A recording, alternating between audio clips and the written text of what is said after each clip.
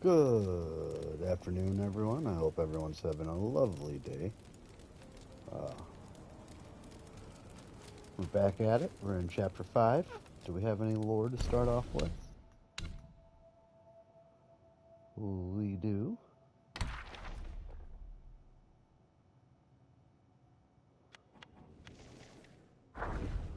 Through the ages, those seeking rain from the plantain fan often presented gifts and tributes. As the chief guard in Rakshai's court, the bull sergeant was in charge of collecting these offerings. The quality of tributes greatly affected the well-being of the mountain's Yaoguais throughout the year. Thus, the bull sergeant always schemed to influence the tributes towards his own preference. One day, leaning on the door frame and sighing deeply, he noticed the smoke from his nose resembled his beloved chicken and devised a plan. He told all the tribute bearers that the shape of the smoke rising from flaming mountains at dusk indicated what the plantain fan desired as offerings. Believing this to be a divine sign, the people, despite their hardships, started contributing exactly as the smoke suggested. The bull sergeant received many of his desired items and reveled in a contented life. However, over time, this led to growing discontent among the villagers towards Rekshai and her reigns. One day, Lady Rakshasi had to leave for a lecture by Lord Lao in the Celestial Court and was unable to bring rain for the people. In panic, the bull sergeant confessed his wrongdoings and begged for forgiveness. It turned out she was never required any tribute. She naturally provided rain for the villagers throughout the seasons for planting and growing. The whole tribute scheme was a fabrication. Lady Rakshasi didn't punish the bull sergeant, but ordered him to return the goods and tell the truth to the villagers.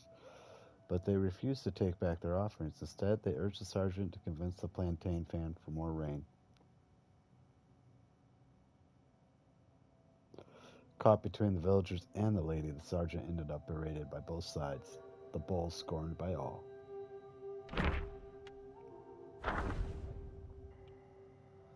3 centuries ago, when the Bull King graced the Celestial Court and Red Boy practiced under Guan Yin, that's the Buddha's fifth of mercy, peace reigned over Flaming Mountains.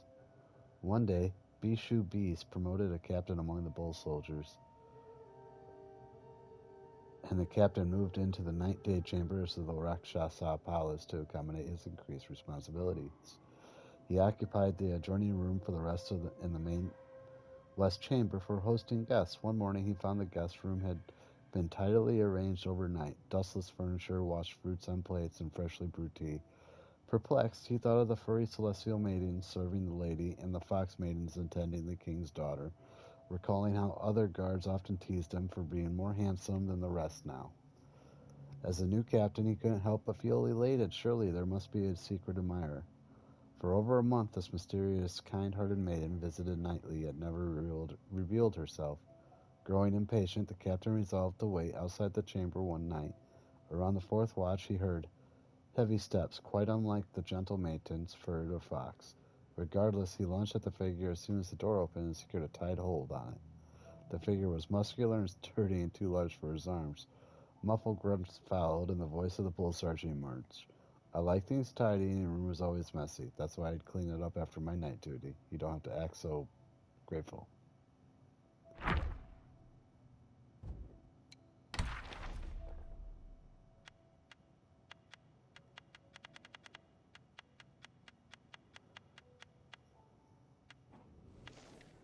Okay.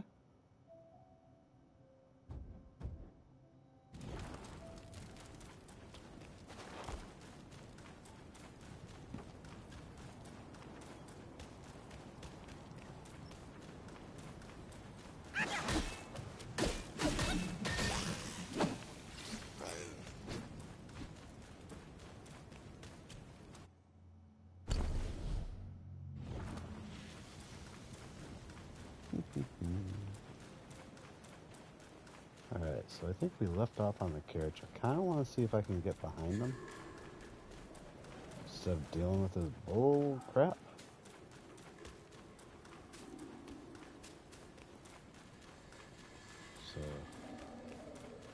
we're gonna head up here. I believe this guy's my friend.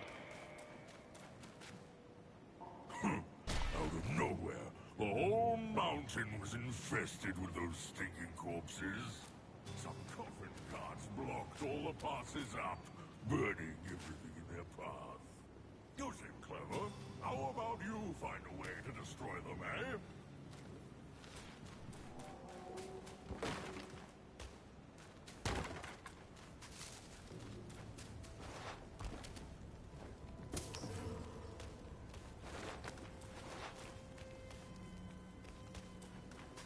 Well,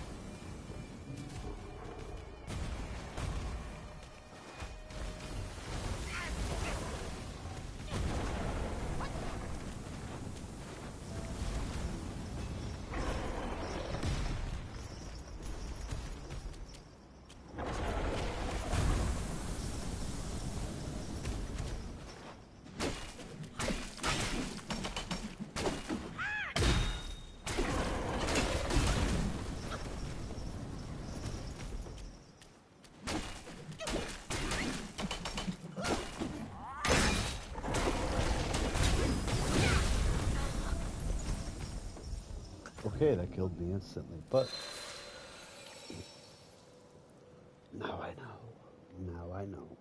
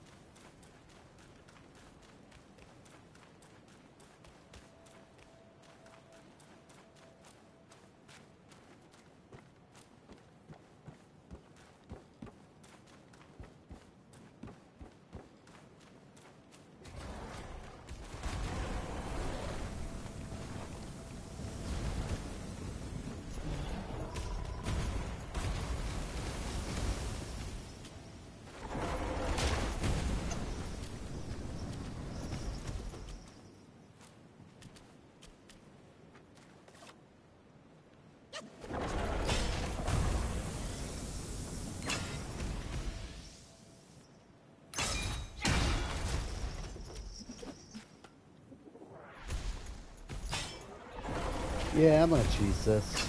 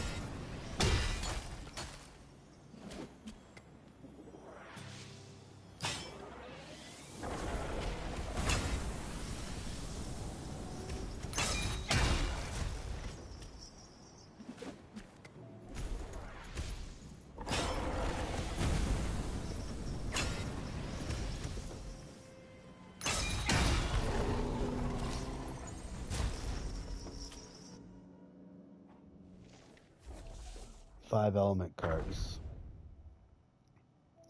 At Flaming Mountain, Red Boy was about to celebrate his 100th birthday. He was in high spirits and asked the keeper My birthday is coming soon. Can I go out and play for a while? The keeper replied, as your father instructed when he ordered me to watch over you.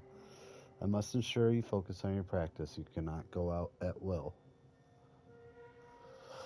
Red Boy argued, I have already mastered the Samadhi fire. Can't I take a break for a few days? As he spoke, he punched his nose, releasing a burst of flames. The keeper shook his head. You were taught the Samadhi fire so that you could use it to refine your inner core. Spitting fire carelessly, such as that, dissipates your ki and it is nothing more than a trivial trick.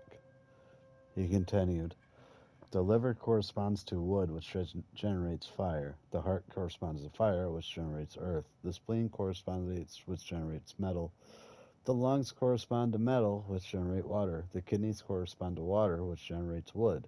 The 5 elements generate each other in continuous cycle. With the Samadhi fire, you should use it to refine the energy of your 5 organs. Growing impatient, Red Boy said, enough, I understand. I'll go back to my practice. On his birthday, the Bull King hosted a grand banquet in the mountains, inviting many friends to celebrate. Red Boy ordered some minions to bring out 5 small carts. The minions arranged the carts according to the 5 elements: gold, wood, water, fire, and earth. Red Boy approached them, recited an incantation, and spat out fire from his mouth while thick smoke erupted from his nose. Flame burst forth from his eyes, and fire surged from the 5 carts. In several bursts, the red flames blazed in the sky. The keeper was displeased, feeling that the Red Boy was too playful and overly interested in trivial tricks.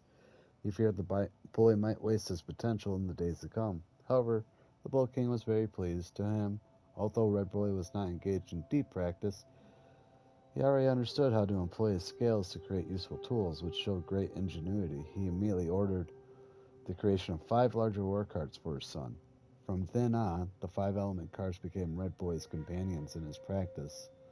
Within 100 years, these carts, imbued with his Samadhi fire, gained sentience and became formidable guys in the Flaming Mountains.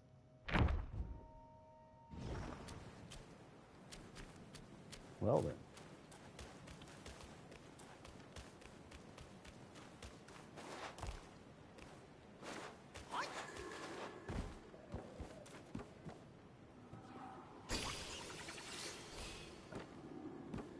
Champ check. Champ's doing okay. Let's go down here and talk to this guy again.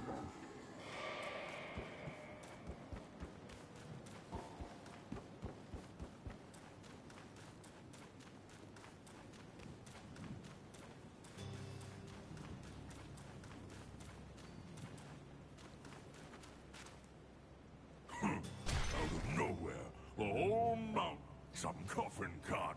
You seem clever. How? They're called 5-element carts.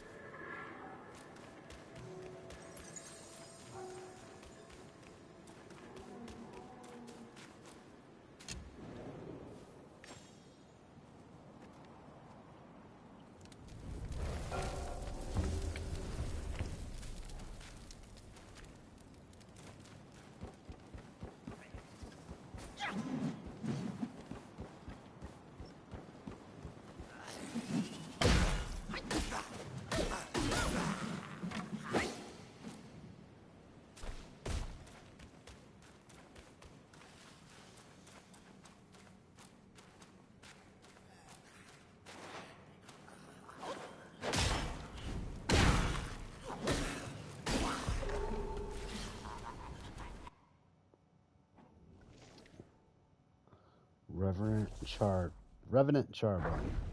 In the kingdoms of pure joy there dwelled a high official from a lineage of glory. His father, a beacon of honor and privilege, had passed recently, not long after the official himself met a sudden death. His soul I wonder if this is the same one as the...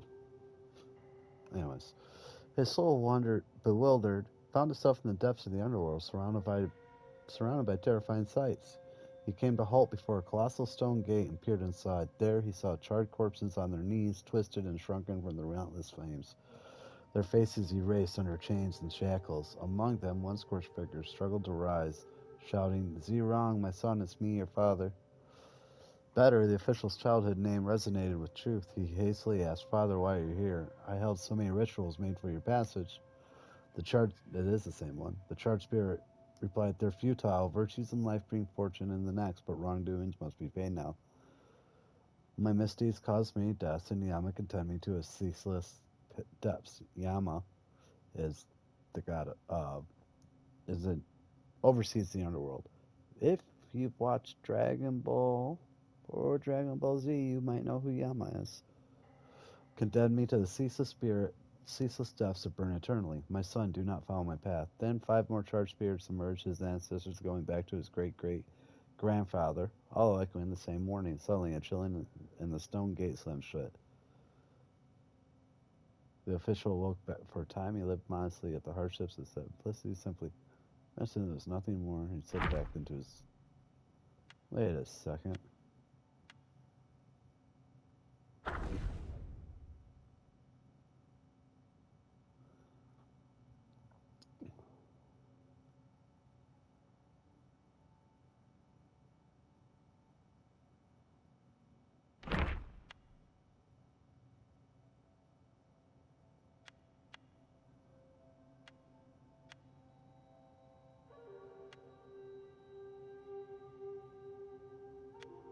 These are like the same stories. Alright. Oh, good lord. Ow.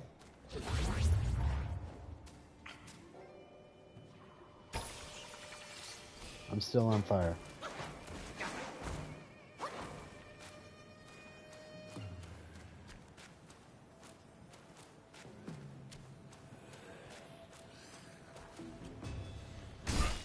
Hey.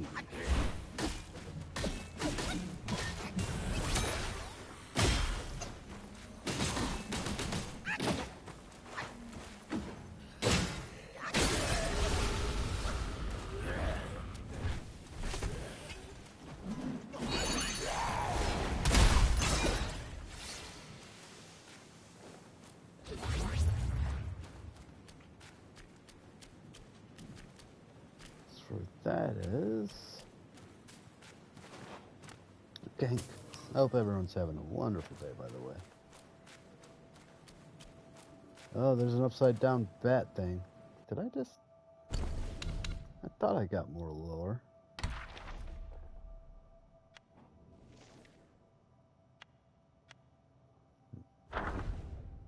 Okay, the gates of the city of Injustice are guarded by the Charfaces. Unlike Soul Reapers, they wield blades of karmic flames, burning lost souls to ash, hence their perpetually smoked vicious. One day, 2 Charfaces at the gate caused Soul trying to sneak out. As one raised his flaming blade to strike, the desperate Soul pleaded, "Spare me, kind sirs. Should I revive, I'll burn 10 houses of paper ingots in your honor." The other Charface restrained his companion and proposed, "Let's have a wager then. If you win, you go free, but if you lose, blame your own luck." The Soul asked what would be the wager. He answered, "If half the souls entering the city today wish to return to life like you, you win." With that, he handed over paper and ink and tasked the souls recording the names and earthly obsessions of those newly deceased. As the gate closed for the day, the Soul hurried to the Charfaces and declared, I've won indeed." The Charfaces presented the list to Gatemaster, who found that it matched perfectly in both numbers and names, and included details the deceased themselves hadn't revealed. Satisfied, the gatekeeper held the Soul in high regard, generously rewarded him, and said, "I know you seek to leave the city, but the gates are shut for today. Perhaps you should come again tomorrow." Months passed, with the Soul returning daily, and each day a similar bet was made. Over time, the Soul ceased longing for a return to life and took up a role as a scribe under the Gatemaster.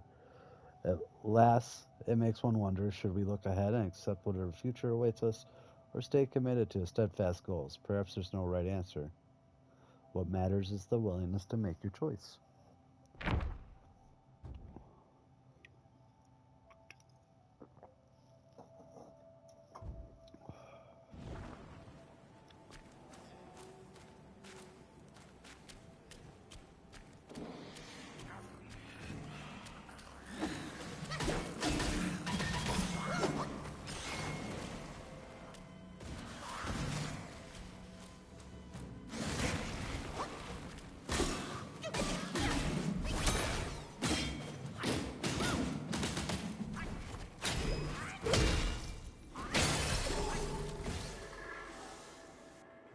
What do we got here? Lava bat. Flaming mountains harbored numerous caves, yet most were filled with flowing lava, unfit for dwelling or practice. Finding a cool cavern was a prized rarity. However, as the depth flyers in the mountains, the lesser bat guys often discovered comfortable caves on sheer cliffs. Unfortunately, the larger guys followed suit and claimed these caves for themselves. Angered by constant displacements, the bats were resolute in moving to Furnace Valley, a place of towering waterfalls and rivers of molten rock. No other guides would dare venture in there, and all advised them to leave. The bats, undeterred, dismissed the warnings and retorted, "We cannot secure a comfortable hideout when you are around. That's why we've chosen the most dangerous and treacherous place. In our spiritual practice here, it's a matter of life or death. We're done being victims and pushed around." Fortune favored their resolve and rewarded their practice. Though the scorching lava time burnt them time and again, it forged their fiery skins, and dodging the spewing magma honed their agility. Alas, no path is set in life. While well-trodden roads may offer smoother travel, striking out anew invites trials and derision, yet the fruits of such journey are uniquely gratifying.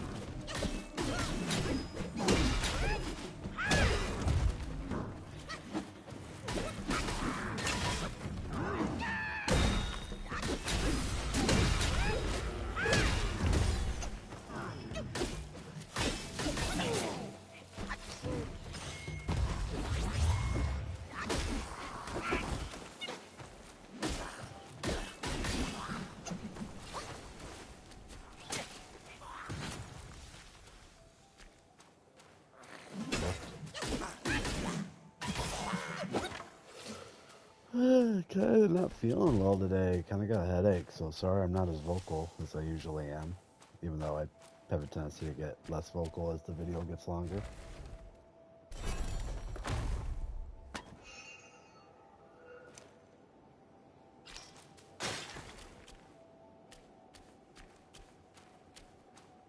Another one of them damn bats right there.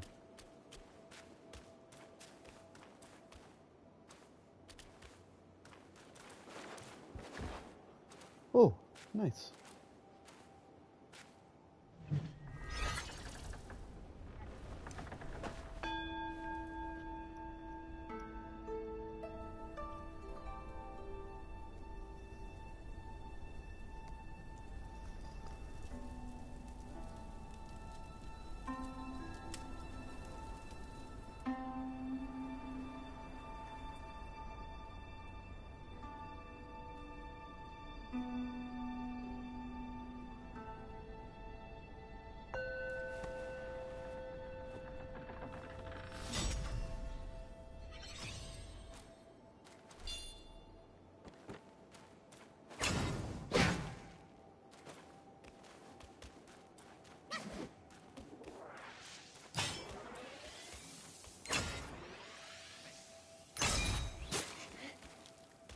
Oh, you bastard.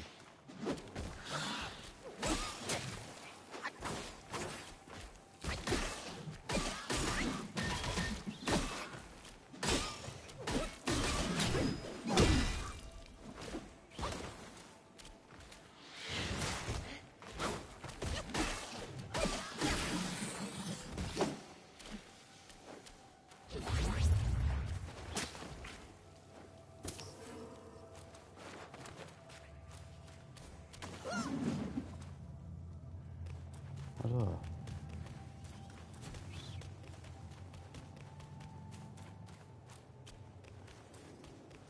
Is there a way to get over there? I'm gonna punch that guy in the head.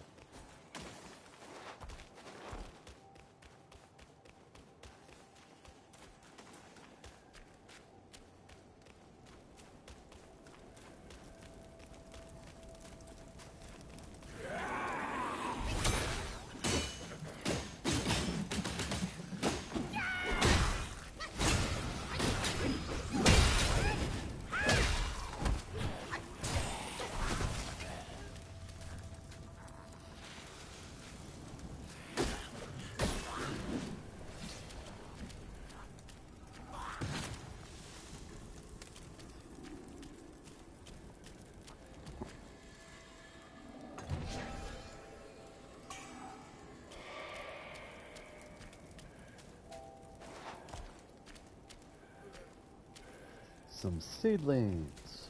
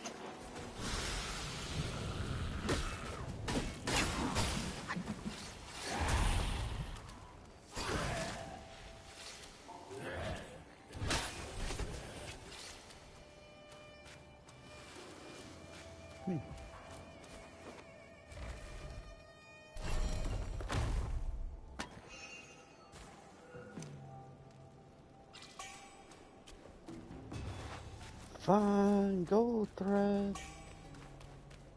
And a mine core. Nice.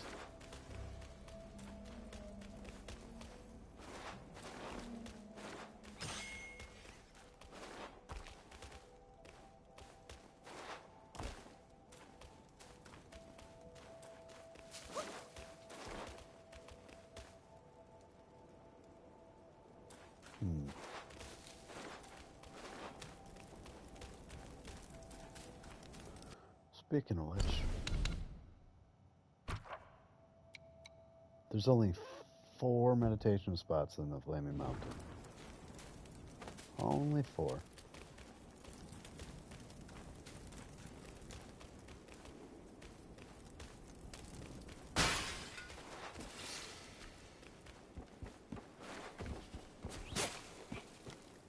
I gotta get better at that.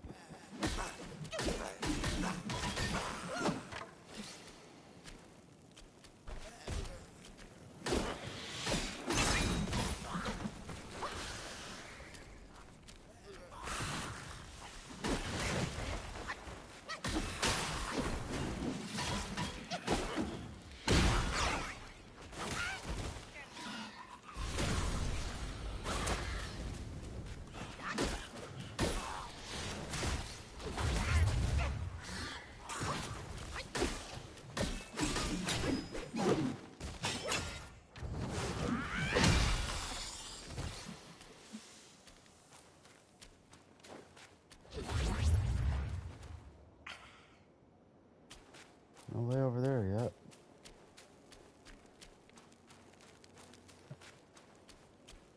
Bill Champ is okay.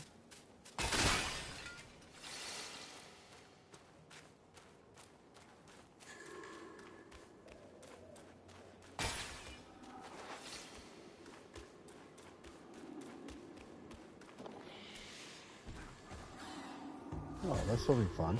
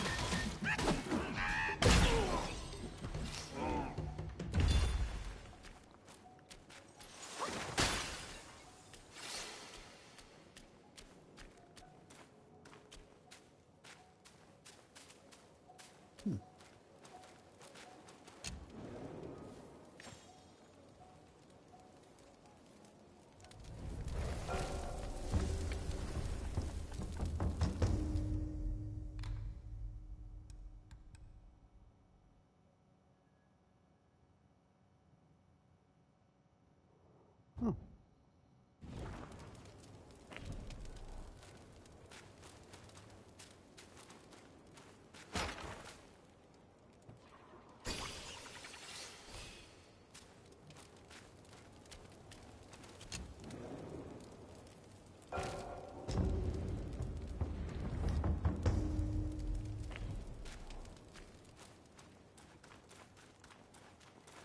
I should probably go get my potions and stuff.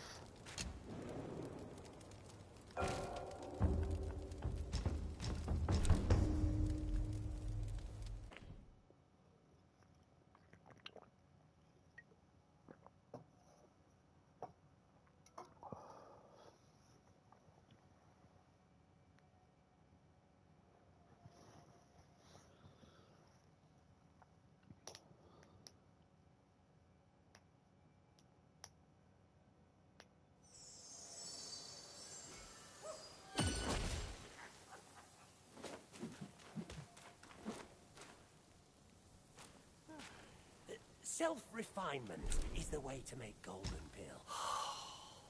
It retains the energy of both this world and beyond. Not quite the hour yet, brave one. Come again another time.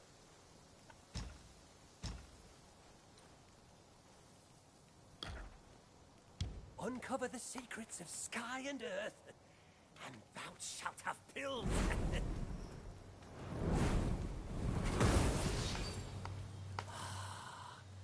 A wondrous marvel of the universe.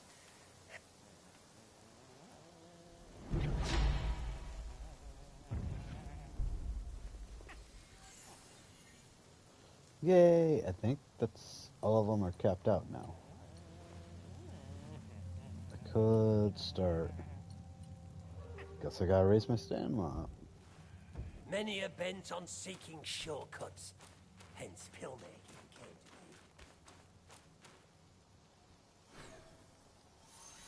to be. A monkey reaps what he sows. Alright, let's go.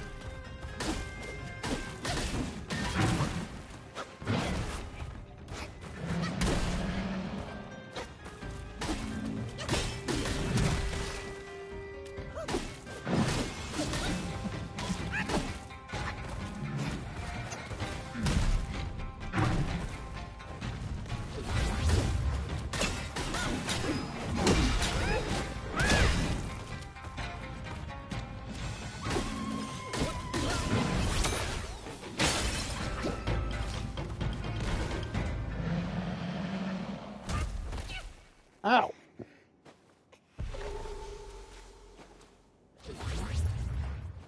Let's read it. One day, a tattered cloth girl stumbled into the valley of Yellow Wind Ridge, covered in wounds. She sought refuge in a cave belonging to a rock quai after noticing some living goods inside. When the Father of Stones discovered her presence, his initial intentions was to expel her. However, upon witnessing her pitiable condition, he relented and granted her permission to rest for a while. To his surprise, the girl ingeniously utilized the wild fruits and game found in the cave to prepare a delectable meal. The tantalizing aroma tempted the Father of Stones, leading him to reconsider his decision and allow her to stay and continue cooking. From that point forward, the stone deity would regularly procure ingredients while the girl skillfully transformed them into delicious dishes. Thus, the Gwai and the girl coexisted harmoniously for a span of 2 years. During a routine day of washing clothes by the river, the girl unexpectedly encountered a woodcutter from her village. Overwhelmed with emotions upon seeing a familiar face, she couldn't contain her tears upon returning to the cave. Through her sobs, she revealed the harrowing truth that she had fled from her abusive parents who planned to force her into marriage with a foolish suitor in exchange for her dowry. The girl now lived in constant fear of being captured and forcibly taken back to her oppressive home. Champ's good. As expected, the following day at noon, a group of villagers arrived at the valley. The girl's parents, afraid of the Yao Guai, desperately pleaded at the entrance of the cave. Despite their pleas, the determined girl refused to comply with their demands. Frustrated and enraged, her parents resorted to cursing her. However, their vitriol subsided momentarily when the Father of Stones emerged from the cave and bellowed a commanding shout, causing the villagers to retreat in fear. Yet, as soon as the stone deity returned inside, the villagers returned their insults, persistently tormenting the girl. The Father of Stones decided to discard the entrance, but the girl's parents threatened to bring a Taoist to subdue the stone guys if their daughter was not returned. Fearing that her presence would bring further trouble to the stone guys, the girl made the difficult decision to quietly leave the cave during the night. Tragically, she fell off a cliff and lost her life. The following day, the stone guys discovered a lifeless body, already cold and devoid of any signs of life. Upon hearing about Lady Rakshisi of Flaming Mountains and her reputed power and compassionate nature, the stone deity made a difficult journey, carrying the girl's lifeless body to seek for her help. However, Lady Rakshasi with her deep understanding of life and death, examined the girl's body and came to a somber conclusion. She expressed that attempting to revive her would be futile. Even if she were forcibly brought back to life, she'd be nothing more than a soulless shell devoid of the essence that made her who she was. Unwilling to give up, the stone deity waded on the mountain path of the flaming mountain every day with the girl's body, hoping to gain Rakshasi's sympathy. Even as the girl's flesh turned to bones, he did not abandon his hope. Oh, these stories are starting to get freaking sad, man.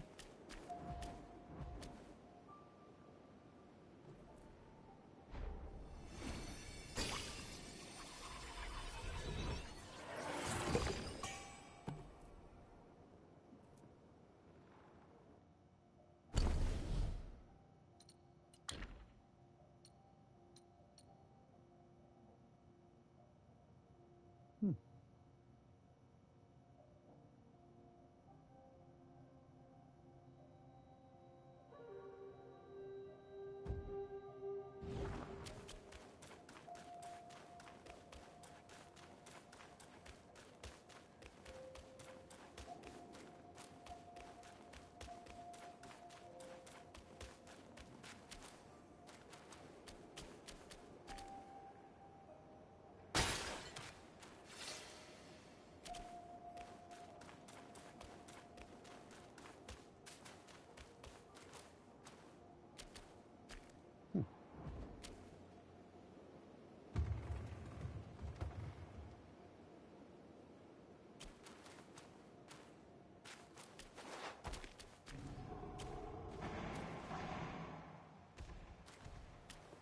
No, I appreciate that, but no thanks.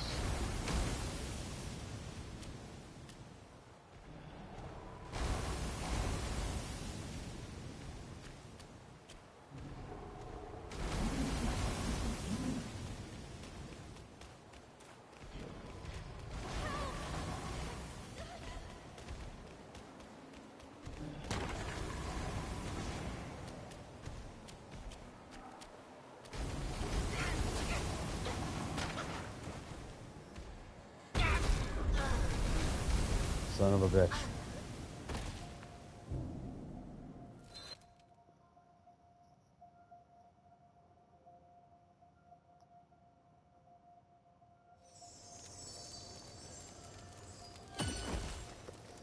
Alright, let's go. Before we head there, let's explore other stuff.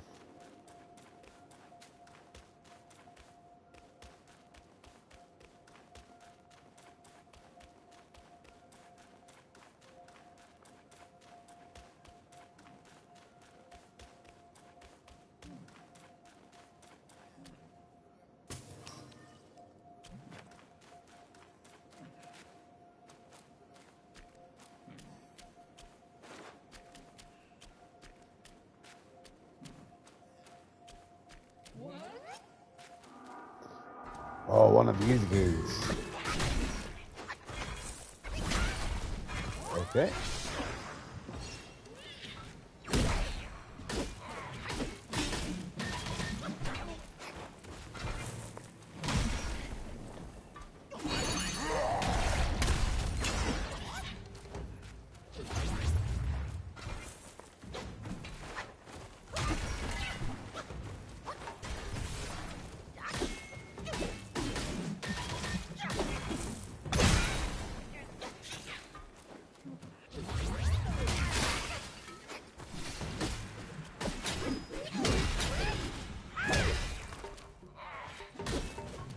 Okay, I might check that out later.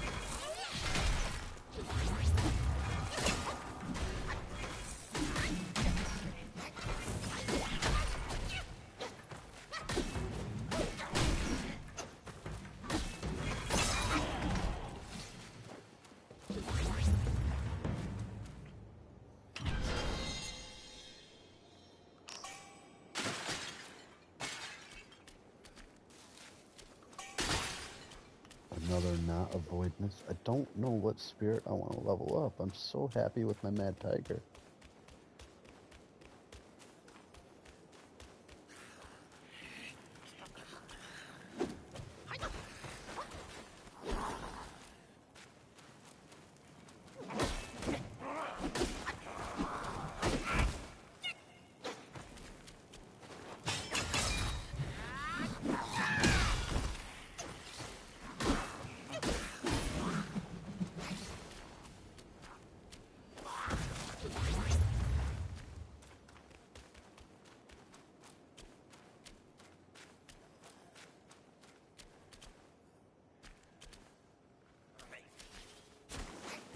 There you are, you son of a bitch.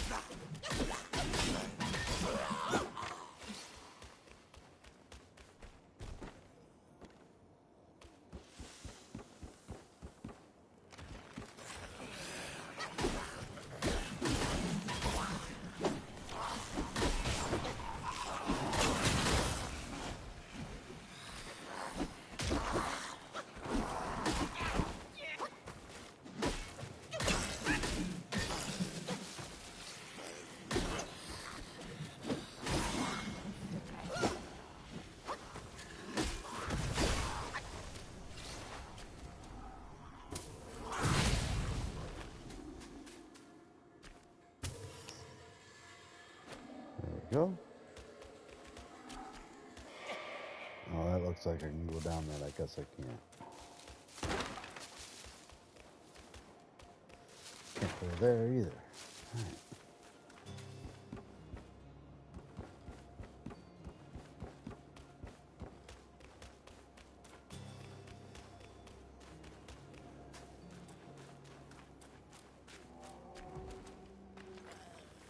Oh, of course.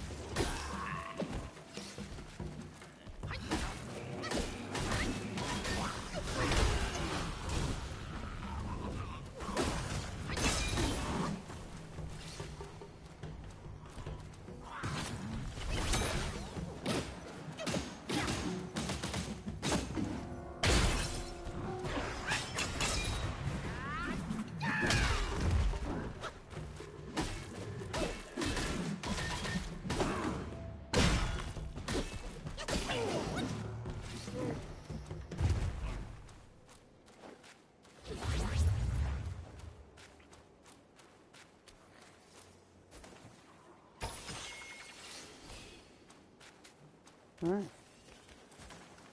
We did it.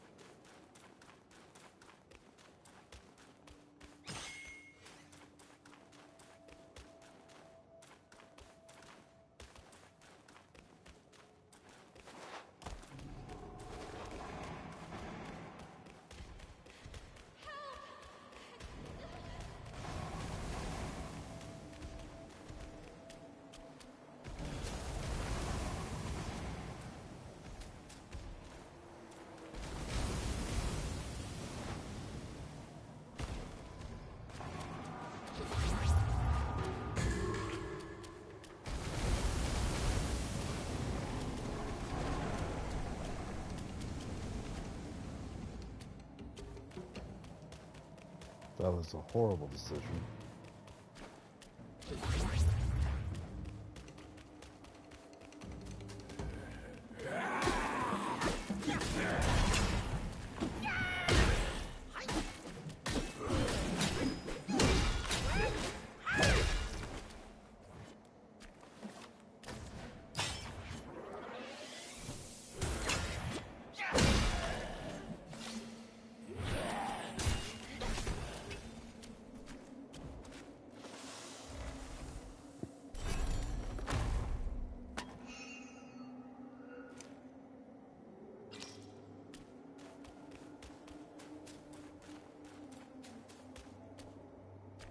Jesus.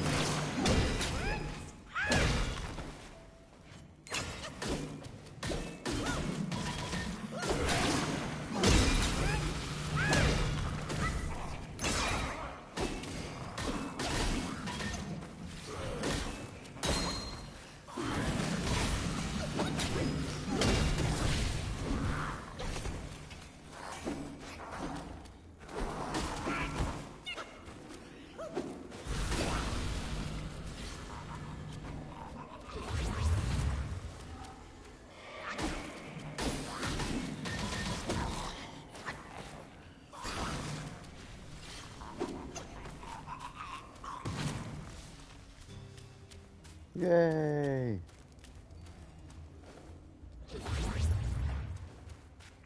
Oh, I know what you are.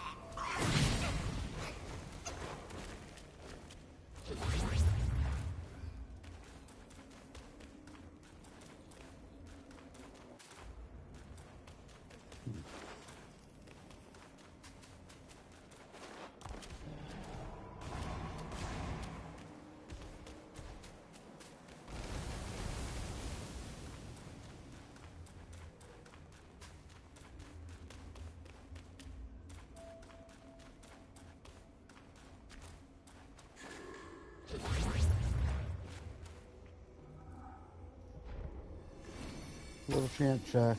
Little champ is doing all right.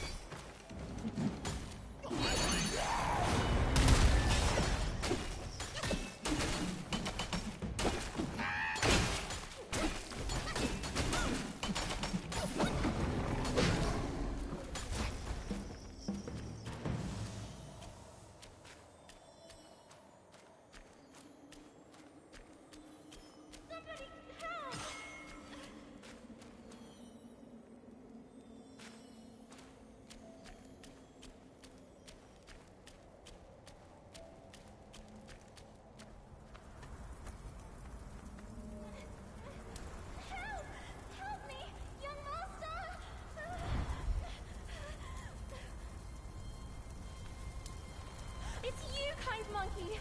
Oh, help me, please! Things went south in the mountain and I barely escaped. But on my way down, Guys captured me. I've been kept here for 3 days. But now my luck has returned. My savior appeared here right in front of me. Should you extend your mercy to save my family? I'll repay your kindness at any cost. Master got it right. The last story comes to us to help. Then, my candles are back. Please don't leave me.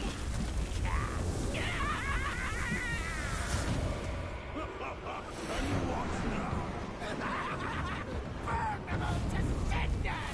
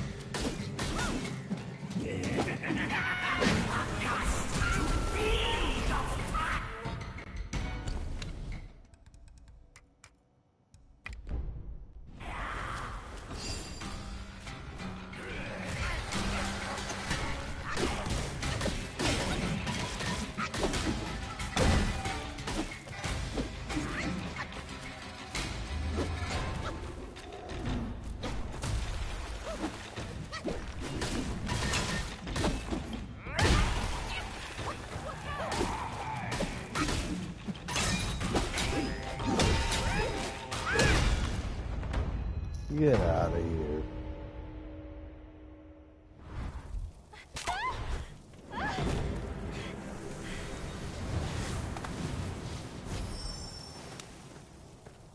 Quite the charmer, aren't you, boy? But these eyes have seen prettier disguises.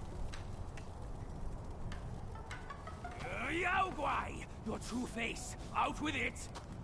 If a single lie slips, my rake shall strike true.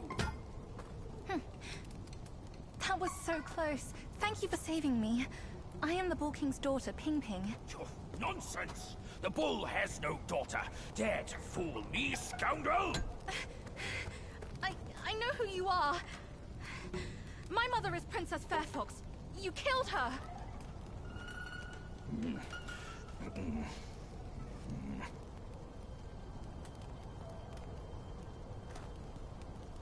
After my mother died, I've been living with my father. His wife, Princess Rakshasi, took me in as her own. Later, brother came back from Bodhisattva Guanyin, and we reunited. We had some peaceful days. My brother was kind to me and to our parents. But somehow, not long ago, he suddenly changed. He secretly summoned his old troops for a coup, imprisoned father, kept mother under strict watch. I had nowhere else to turn. I had to go for help. But barely after leaving the place, his minions fell upon me. The Bull King's might is known. Even together, Wukong and I couldn't rival him. Rakshasi's plantain fan is also formidable. And you want me to believe that they were subdued by a kid? Subdued by their son. Who else could make them put their guard down? Really, with soft hearts, they could never harm him. You idiot! This fox is fooling you! Yep. Look at this place! Only It's my not brother's fishy. Samadhi fire could wreak such havoc. Oh no. My father is dying. Please, kind monkey, help me and my family.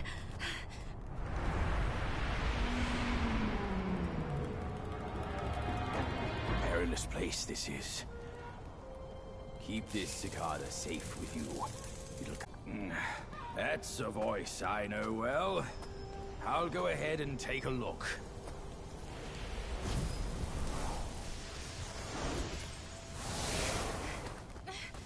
No time to lose now. Follow me.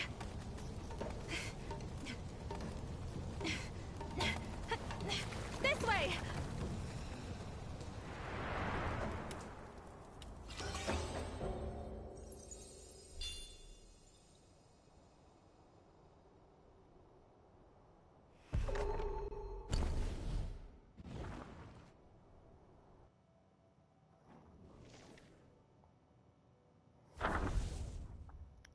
Quick as fire, fast as wind. In bygone days, there were two ruffians wandering the city, always spending their nights beneath the same section of the city wall, thus forming a close bond. With no attachments or concerns, they acted recklessly and without restraint. One time, during the robbery of a wealthy young master, they accidentally killed him, leading to their joint sentencing to death by beheading. Their execution scheduled in the autumn. While in prison, one ruffian said to the other, "We've had a carefree life, and if we must die, so be it. It's a pity we won't be able to enjoy ourselves together anymore." The other ruffian replied, "If you wish to continue our fun together, it's not impossible. I am a descendant of the Falling Head clan and possess some tricks." He then whispered his set of skills into his companion's ears. Come autumn, the two were beheaded in the public quarter as the executioner sprayed wine, and swung his blade. Their heads fell to the ground, but suddenly flew up in the air, much to the astonishment and cheers of the onlookers. Afterwards, the two heads flew into the mountains and became Yaoguais, one named Quick as Fire and the other one Fast as Wind. Oh.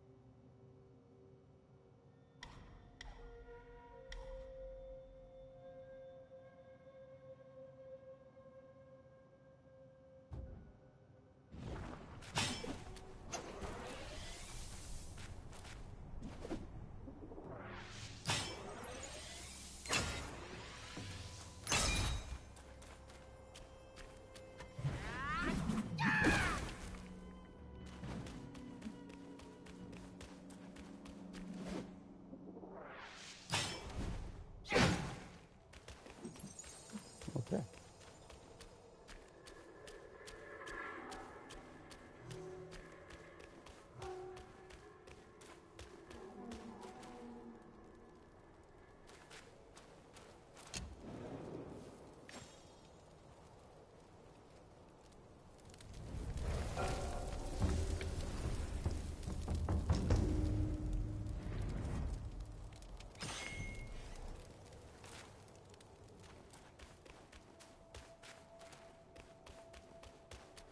Don't mind if I do.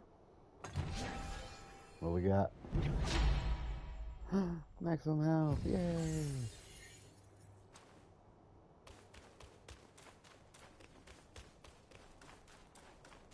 What secrets did Master Pig whisper to you just now? I've let go of our blood feud, but he still holds so much hostility. My brother's minions are everywhere. Stay close to me, kind monkey. Brother and I used to play around there. The Valiant Six had their ways of amusing us. What fun we had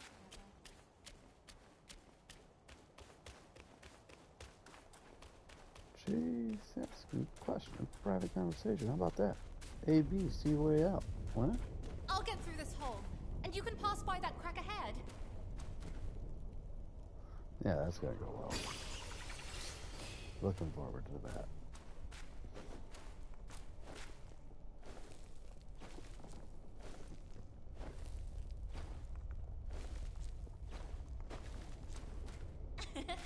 My paws beat your feet.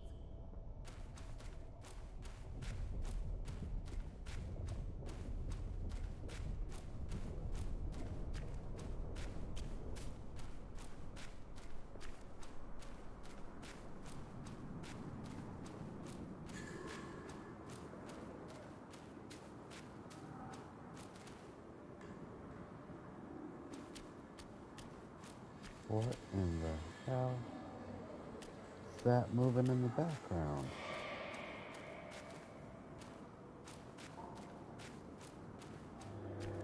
That's Father. He's right there. What?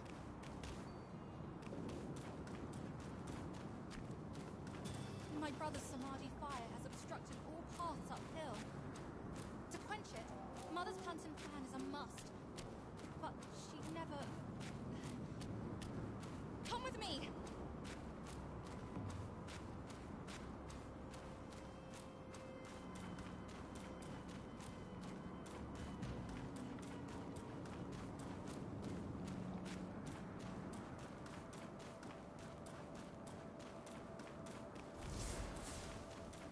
Down this cliff, there is a secret passage to our palace.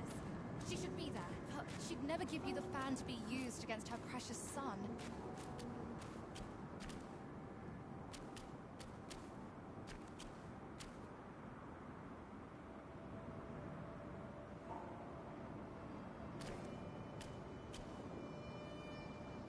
I didn't take you for a dawdler, kind monkey. No, I am. I'm definitely a dawdler. I want to explore first.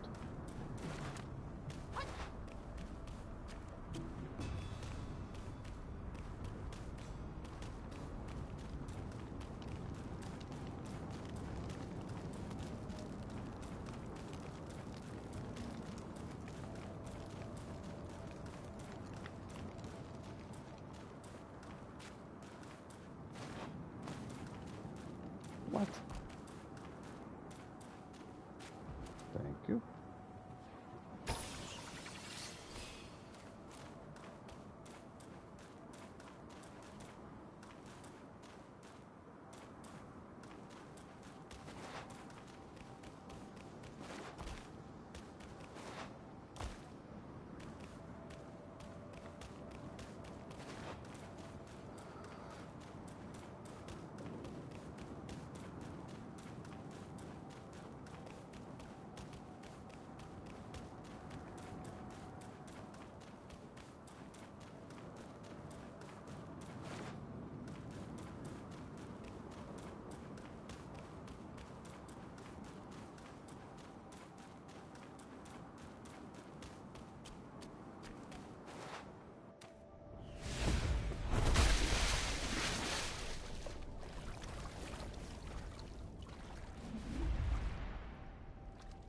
Got it! Quite nearby, there is a deity we can turn to. One said to be Mother's old friend. If we could persuade him to come along, maybe he could talk Mother into giving us the fan. I'll go find him. Be careful out here.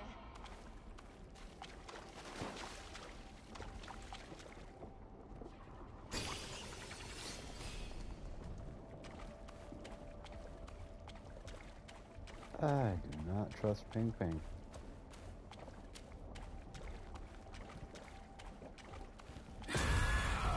Oh, Jesus Christ.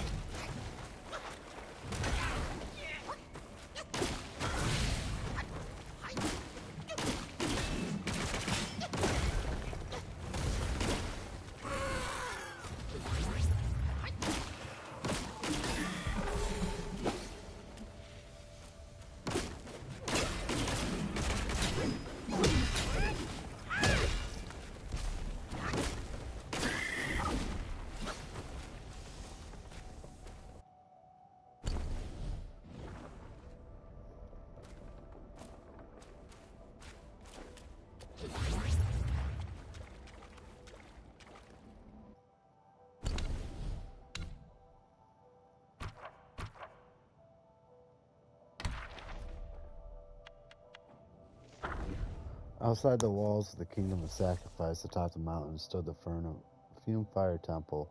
Renowned for its ability to reform wayward youths from fallen households, the temple is spoken highly of for guiding lost souls towards righteous paths.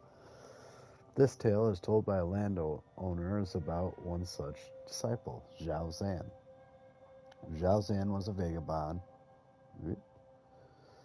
He beguiled guests of brothels into lavish spending, and one of his patrons turned out to be a landowner Wang's son. He soon found himself pursued by the authorities and facing a trial against Wang. A Taoist from Fu Fire Temple happened upon him and offered sanctuary. From that point forward, Zhao Zan immersed himself in the pursuit of wisdom, practiced diligently, and dutifully undertook tasks assigned by his master. One day, when he ascended the mountain on an errand, he came across Mian Yang, a concubine being mistreated by the wife of a household during their journey to the temple. Without hesitation, Zhao Zan intervened, rescued Mian Yang, and brought her to the temple to shield her from the cruelty of the family. With nowhere to turn, Mian Yang was welcomed to the temple by the master and became a disciple. Filled with gratitude for Zhao Zan saving her life, she tended to the temple's chores. Over time, she repeatedly sought to become Zhao Zan's spiritual partner, yet her advances were always rebuffed. Years later, having made significant spiritual progress, Zhao Zan underwent an ascension ceremony organized by his master, with Mian Yang invited as a witness. They were taken to a mountain peak with the river fire flowing down below. Zhao Zan received a talisman from his master and courageously leapt into the fire. Filled with a longing to practice alongside him, Mian Yang followed suit amidst cheers and blessings. As the smoke rose, they were reborn from the blazing flames as to the eternal guardians of the river of lava. Thus, in fiery embrace, they found immortality and everlasting life. Forever part of the river's endless flow.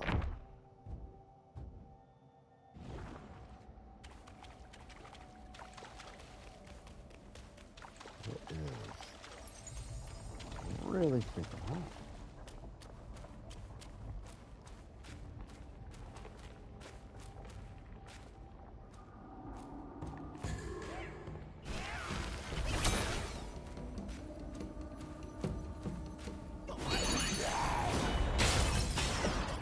Oh, come on.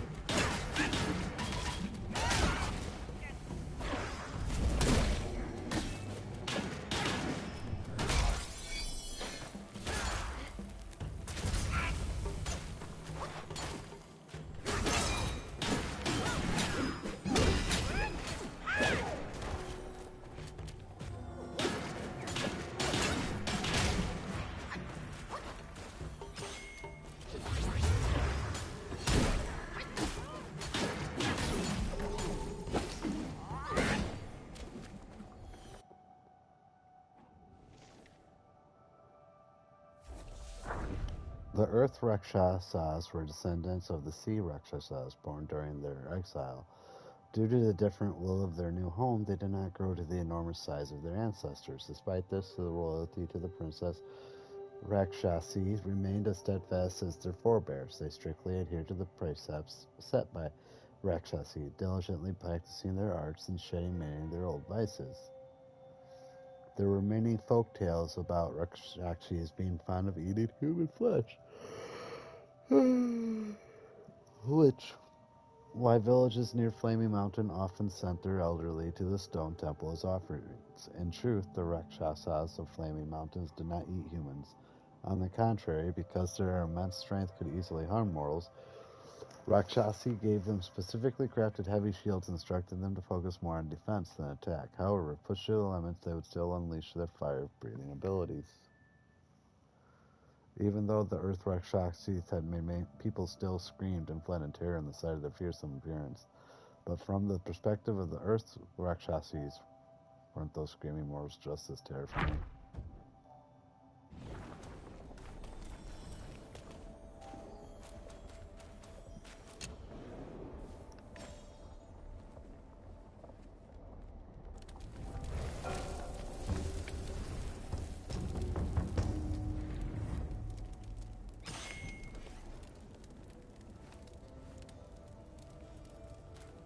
Alright, I think I'm gonna call it here. Just a short little hour one. Maybe later tonight I'll play some more.